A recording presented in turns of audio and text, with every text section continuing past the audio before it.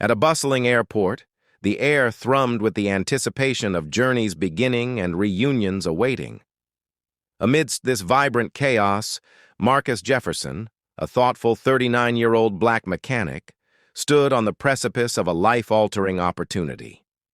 The most important flight of his life was moments away from boarding. His worn duffel bag, a silent testament to years of hard work, rested at his feet. Everything was unfolding according to his carefully laid plans, each step bringing him closer to a dream he had nurtured for years. Then, his path intersected with an unexpected obstacle, or perhaps an unforeseen opportunity disguised as a challenge. He noticed an elderly woman just outside the velvet ropes of the security line, her frailty evident as she wrestled with 3 mismatched suitcases. Her struggle was quiet but palpable, a silent plea in the midst of the hurried crowd. Without a second thought, the ingrained decency that his mother had instilled in him took over. He paused, a momentary hesitation that would irrevocably alter the trajectory of his day. He stepped away from his own carefully timed progress to offer assistance. The weight of the suitcases seemed to defy their size, and the woman's hands trembled visibly as she attempted to maneuver them onto the conveyor belt. A steady stream of travelers flowed past, their focus inward, their minds already on their destinations. Business professionals barked into Bluetooth headsets, a frazzled family wrangled a sugar-fueled toddler, and a stern TSA agent barked instructions about the contents of carry-ons. No one seemed to notice the quiet struggle unfolding just a few feet away. Marcus, his brow furrowed with empathy, watched for a fleeting moment. His left hand instinctively tightened around the strap of his duffel, a silent acknowledgement of the precious minutes ticking away. He risked a glance at the large clock on the terminal wall. 22 minutes remained until final boarding for his flight to Charlotte. 39 years old, a devoted father to his son, a steadfast support to his ailing mother. This interview was his shot, the kind of opportunity that could redefine their lives. A lead technician position at Carolina Motors.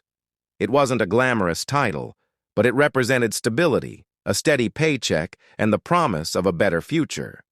Paid time off, comprehensive health coverage, and the long-awaited dignity of being able to say no to relentless double shifts and yes to being present for his son's milestones. He had been so close, just around the corner from the security checkpoint, his eyes already assessing the shorter line near the left wall, mentally calculating the quickest route. But the sight of the woman, her quiet desperation, had overridden his self-interest. It wasn't just her age or the physical struggle, it was the unmistakable blend of weary determination and a hint of shame in her eyes. It was an echo of the same vulnerability he had witnessed on his own mother's face during their family's leanest times. "Ma'am," Marcus said, his voice a calm anchor in the surrounding bustle, as he stepped out of the flow of hurried footsteps. "May I offer you a hand with those?" The woman turned, her surprise evident in the widening of her bright blue eyes beneath a network of fine lines etched by time. There was a sharpness in her gaze, not unkind, but keenly observant, as if she was more accustomed to being overlooked than truly seen. "Well," she replied, a hesitant smile gracing her lips, "I certainly wouldn't refuse a bit of help. These bags seem to have acquired a considerable amount of weight in the last few minutes." Marcus offered a reassuring chuckle as he effortlessly lifted the first suitcase, its worn leather and sturdy brass fittings speaking of journeys past. "Traveling somewhere special?" he inquired gently, trying to maintain a light-hearted atmosphere as he placed it on the conveyor belt. "Just business," she responded vaguely, her gaze momentarily drifting downwards. "Though at my age, one begins to find that most destinations blur into a similar experience." She moved through the security scanner with a slow, deliberate pace, a slight wince betraying a touch of discomfort as she raised her arms. Marcus waited on the other side, patiently gathering her belongings, subtly deflecting an impatient sigh from a nearby security officer.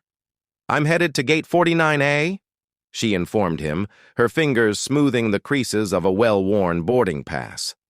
A cold wave of dread washed over Marcus. Gate 49A. It was situated at the far reaches of the terminal, requiring a trek across two entire concourses and through a lengthy connecting tunnel. A quick mental calculation confirmed his fears. He could still potentially make his own flight if he abandoned his newfound responsibility and sprinted immediately. He'd have to forego a much-needed restroom break, and the idea of grabbing a bottle of water was now a distant luxury. It would be a close call, a desperate dash against the clock. Or he could honor the unspoken commitment he had made, assist this woman to her distant gate, ensure her safe passage, and in doing so, almost certainly relinquish his hard-won chance at Carolina Motors. The weight of that decision settled heavily in his chest. He looked at her again.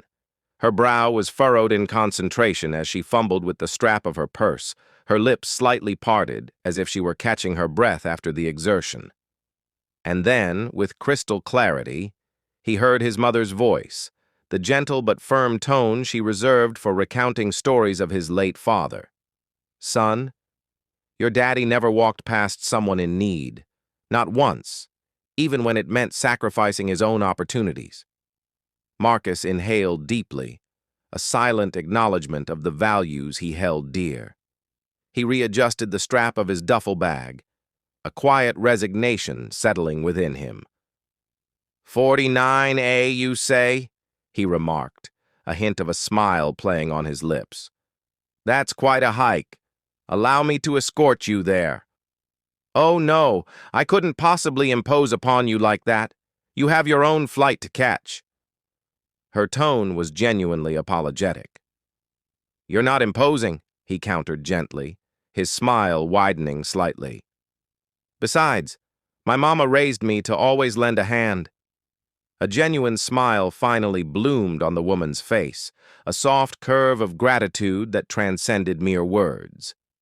"My name is Evelyn," she offered, extending a hand that, despite its delicate appearance, possessed a surprising firmness. "Marcus," he replied, accepting her handshake.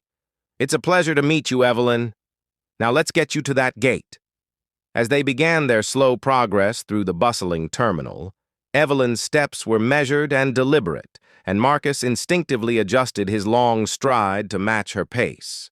She offered a quiet apology once for her slowness, and he waved it off with a reassuring smile. "The speed isn't what truly matters, Evelyn," he said thoughtfully. "It's the direction we choose to travel." By the time they had covered roughly half the distance to her gate, Evelyn confessed to feeling a wave of lightheadedness. "I didn't manage to eat anything this morning," she murmured, a hint of self-reproach in her voice. "Foolish of me, I know." Without a moment's hesitation, Marcus gently steered her towards a nearby kiosk displaying an array of snacks and beverages. "Please have a seat," he said, carefully guiding her onto a padded bench. "I'll be right back." He returned within minutes, carrying a steaming cup of hot tea, a wholesome-looking granola bar, and a plump blueberry muffin. "They looked fresh," he offered with a casual shrug, placing the items in her hands. Evelyn regarded him with a thoughtful gaze as he settled onto the bench beside her. "What brings you to this busy airport today, Marcus?" she inquired gently. "A job interview," Marcus replied, attempting to sound nonchalant, though the weight of the opportunity still lingered in his mind. "The most significant one I've had in over a decade." Her eyes flicked towards the large information screen overhead, the bright letters displaying flight details. "Final boarding, Flight 389 to Charlotte." "That was your flight, wasn't it?" she asked softly, her tone laced with concern. Marcus hesitated for a moment, the reality of his missed opportunity sinking in. Then he let out a quiet sigh. "Yes, ma'am. It was." A look of genuine distress crossed Evelyn's face. "Oh dear, you missed it because of me." Marcus shook his head gently. You needed assistance, Evelyn. Helping you was simply the right thing to do. Besides, he added, trying to inject a note of optimism into his voice, though the underlying disappointment was palpable. Jobs come and go. It's the choices we make, the actions we take, that truly define us and stay with us. Evelyn didn't respond immediately, but her gaze remained fixed on his for a long, contemplative moment. There was no judgment in her eyes, no pity, just a profound sense of understanding. Marcus stood, gathering her bags once more. "Come now, Miss Evelyn," he said, a renewed sense of purpose in his voice. "Let's get you to that gate. You have a flight to catch." As they resumed their slow journey through the bustling terminal, an unexpected sense of tranquility settled within Marcus. He had undoubtedly missed his crucial flight, yet a quiet intuition whispered that his own journey was far from over. By the time they finally reached Gate 49A, the overhead announcement was already calling for pre-boarding, and Marcus could see the uniformed gate agents efficiently scanning boarding passes. A wave of relief washed over Evelyn, her posture visibly straightening as she saw the sign indicating her destination, although Marcus could still sense her ebbing energy. He guided her to a comfortable seat near the expansive windows, where the soft light of the late morning sun cast warm, inviting stripes across the polished floor. He carefully placed her carry-on bag at her feet. "You made it," he said, offering a reassuring smile, though the clock in his own mind continued to tick, a relentless reminder of his departed flight. Evelyn adjusted her coat, her aged fingers smoothing invisible wrinkles from her lap. Then she turned to him, a genuine note of concern in her voice. "Marcus, are you quite sure you will be all right?"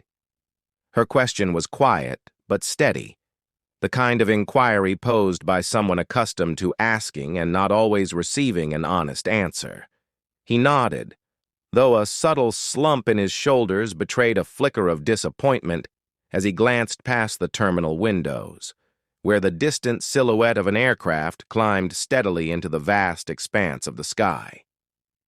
"I'll figure things out," he said, the words spoken as much to reassure himself as to comfort her.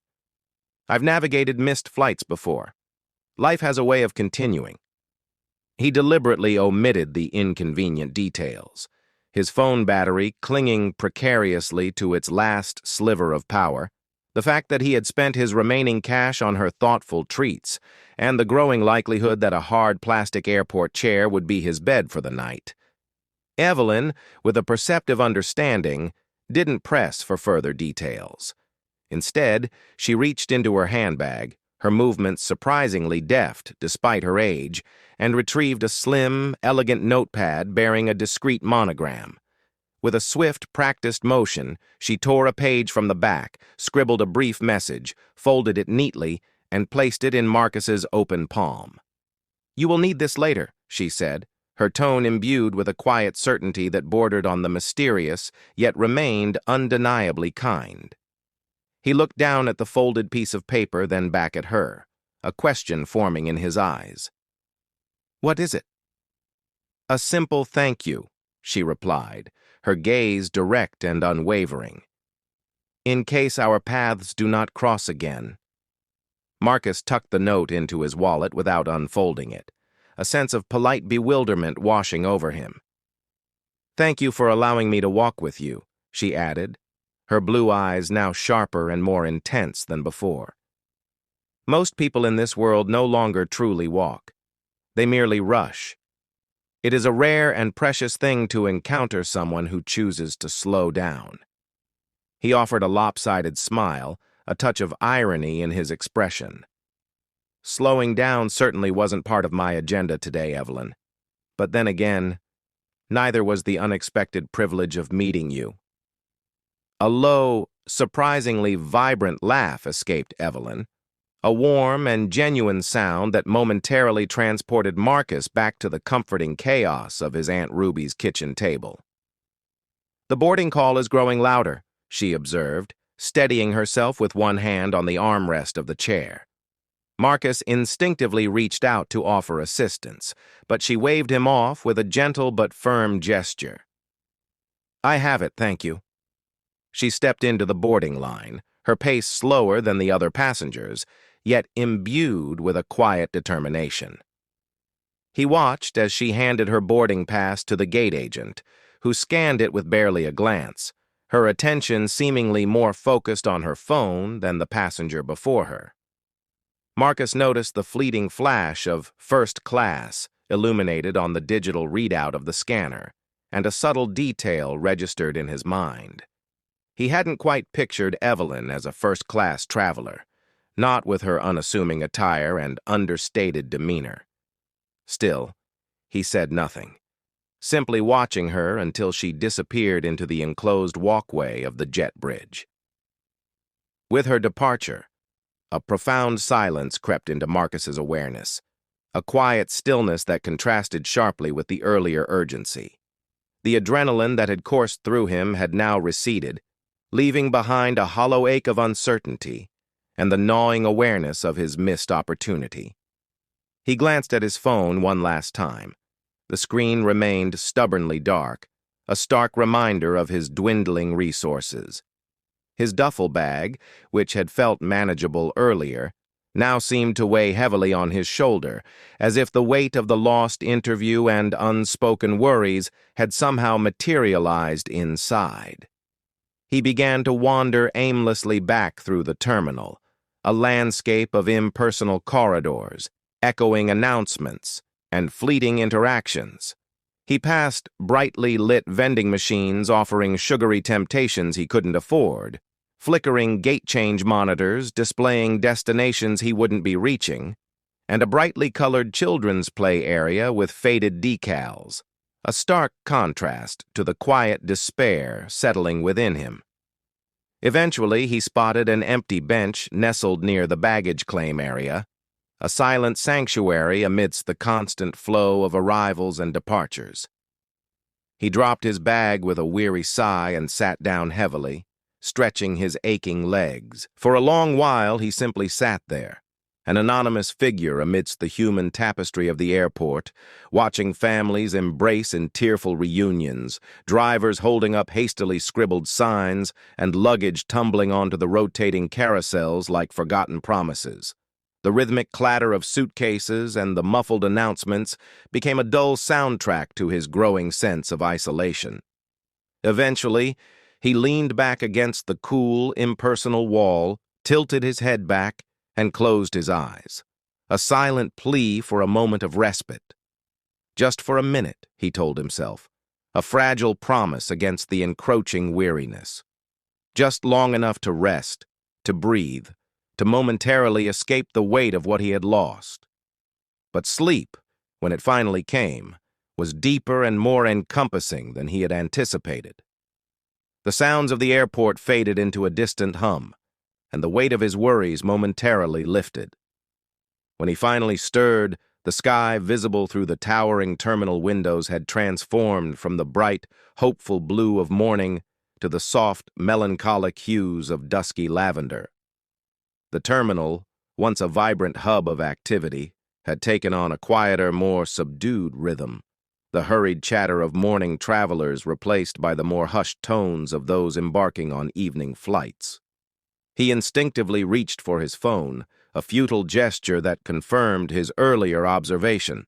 The screen remained stubbornly blank.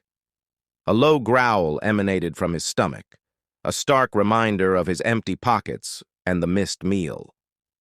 With a sigh of resignation, he reached into his wallet, his fingers brushing against the folded piece of paper Evelyn had given him earlier, the note he had yet to read. He unfolded it with tired fingers, the creases sharp against the soft paper. In elegant, looping script, 6 simple words were written. "Stay right here. I'll find you." No signature, no further explanation, just those enigmatic words. He blinked, a wave of confusion washing over him. He refolded the note carefully and returned it to his wallet, his mind racing with possibilities, none of them entirely convincing. Perhaps it was just a figure of speech, he mused, a polite way of acknowledging his kindness without any real intention behind it. Yet, something in her voice, The unwavering intensity of her blue eyes as she pressed the note into his hand had suggested a deeper meaning, a promise unspoken. 30 minutes stretched into 45. The soft murmur of the evening airport lulled some travelers into quiet conversations, while others stared blankly at departure screens. Marcus, however, found himself increasingly restless. The initial peace he had felt after helping Evelyn now replaced by a gnawing uncertainty. He had begun to seriously consider finding a secluded corner behind the baggage carousel, a less than ideal but perhaps necessary solution for a night's sleep, when the automatic doors at the terminal entrance whooshed open, allowing a gust of cooler evening air and the distinct sound of a car idling just outside to penetrate the quiet hum of the airport. A sleek, black sedan, its polished surface reflecting the terminal lights, pulled up smoothly beneath the covered arrival canopy.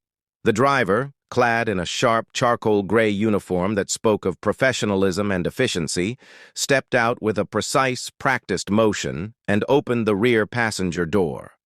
Initially, Marcus remained oblivious to the unfolding scene. His gaze was fixed on the worn toes of his work boots, as if the intricate patterns of the tiled floor held some profound answer to his current predicament. But then, a voice, clear and measured, cut through the ambient noise. "Mr. Jefferson," the driver announced, holding the rear door open with a respectful air. "Miss Moore is ready for you." Marcus looked up, his brow furrowed in confusion. Had he misheard? "Excuse me?" he asked, a note of disbelief in his voice. The driver offered a polite but firm gesture towards the waiting vehicle. "Miss Evelyn Moore has asked me to escort you. Your bags, sir." Marcus blinked hard, his eyes scanning the brightly lit sidewalk outside the terminal. And then he saw her. Stepping out of the back seat of the elegant sedan, she was no longer enveloped in the familiar worn wool coat. Instead, she wore a impeccably tailored navy blazer over a flowing silk blouse, her silver hair now neatly pinned in a sophisticated style. Her presence seemed to command a different kind of respect, her posture straighter, her demeanor more assured. It was undeniably the same Evelyn, yet subtly transformed. She turned towards him, a warm smile gracing her lips, her bright blue eyes twinkling beneath the golden glow of the terminal lights. "I told you I would find you, Marcus." Marcus, oh.